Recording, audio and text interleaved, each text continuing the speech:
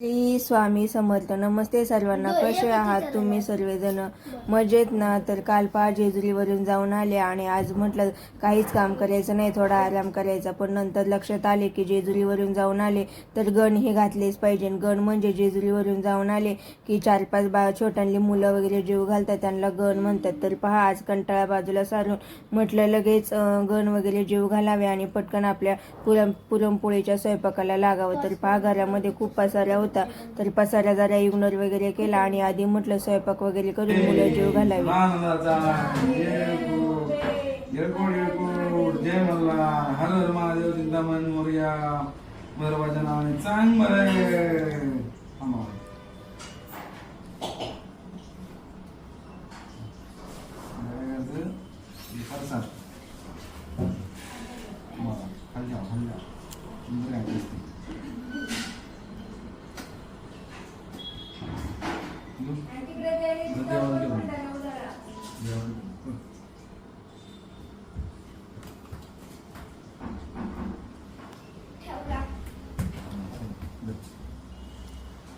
परत यायला तसं बरं का, परत मी म्हणतो खाली नाही ठेवायचं.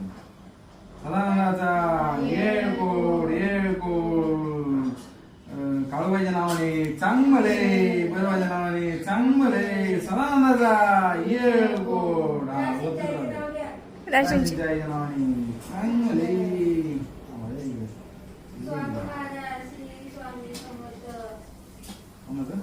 स्वामी समर्थांचं घ्या खाऊन पासात बोला मग. आता एका घोटा सगळं खाऊन घ्यायचं.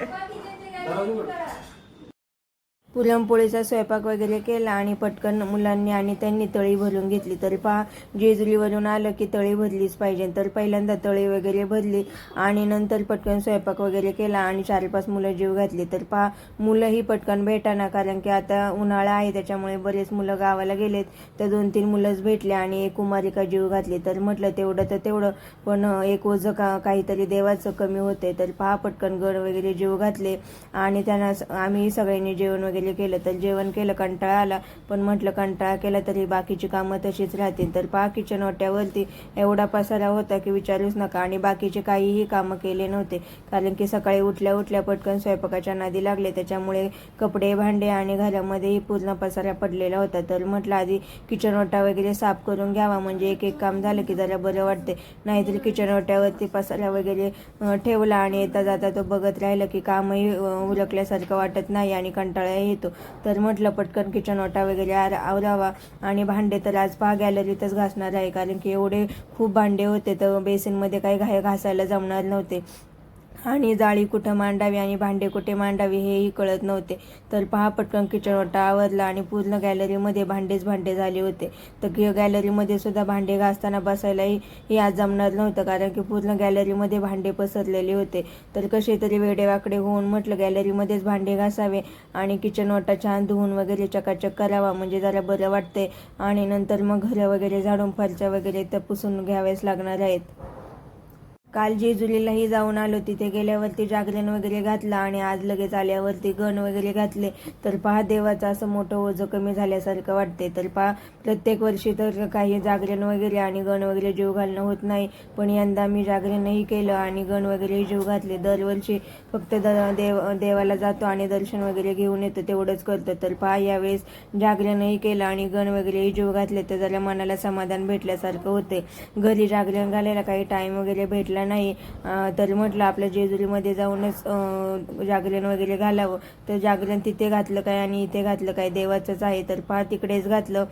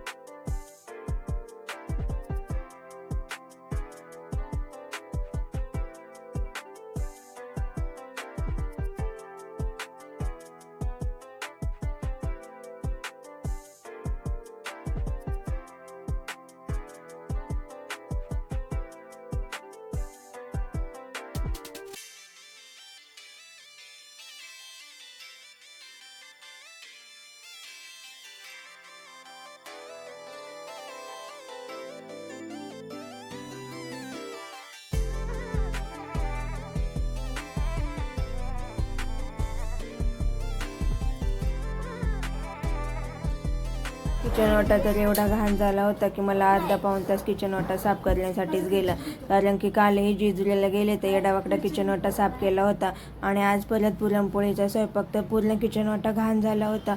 तर म्हटलं आधी किचन ओटा छान चकाचक केला आणि नंतर म्हटलं आता भांड्याकडे पाहावं. तर गॅलरीमध्ये एवढे भांडे साठले होते की नीट भांडे घासायलाही मला बसता येणार नव्हतं. मुलांना तर पंतरवाळीमध्ये जेवायला वाढलं होतं, पण भांडे सकाळपासून आणि दुपारच्या जेवणाचे एवढे होते की आता भांडे घासण्याचंच मला 1-1.5 तास जाणार होता. तर भांडे घासले, किचन ओटाही छान साफ करून ठेवला आणि मग दुपारी मुलं म्हटले की राजा शिवाजी पिक्चर पाहायला जायचं होतं. तर संध्याकाळी छान पिक्चर पाहण्यासाठी गेलो. 6चा शो होता, तर 5:45ला 5:30लाच घरातनं बाहेर पडलो.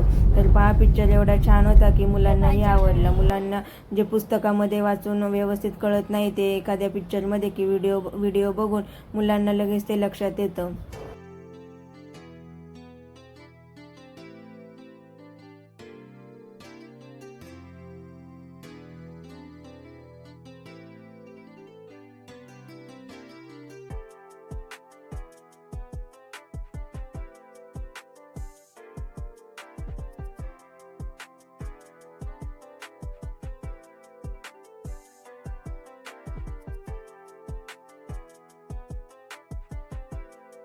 पिक्चरचा टाईम 6 ते 9 होता आणि 9 कधी वाजले हे पटकन लक्षातही आलं नाही. तर पिक्चर वगैरे संपला आणि म्हटलं आता घरी जायला हवं, कारण की स्वयंपाक वगैरे करून आले नव्हते. सकाळी गंजीव घातले होते तर थोड्या पोळ्याही शिल्लक होत्या. तर म्हटलं आता घरी जाऊन स्वयंपाक वगैरे काही करायच्या नाही, सकाळचा आहे त्याच पुरणपोळी वगैरे खायच्या.